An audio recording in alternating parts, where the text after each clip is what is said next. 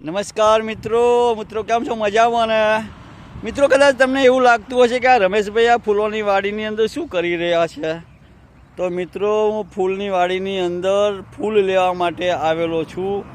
કારણ કે આજે નવા વર્ષમાં મારા ઘરે કોઈ સંતના પગલાં પડવાના છે અને એ સંતની સન્માન માટે મારે ફૂલહારની જરૂર પડતી હતી.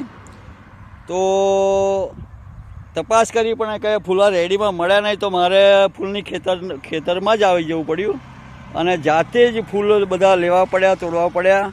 અને હવે અમે ઘરે જઈ અને સરસ મજાના હાર બનાવીશું અને એ જ હાર અમે સંતોને પહેરાવવા માગીએ છીએ.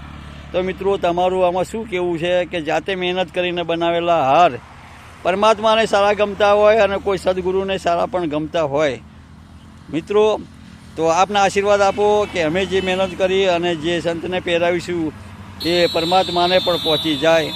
જય શ્રી કૃષ્ણ, જય સિયારામ મિત્રો.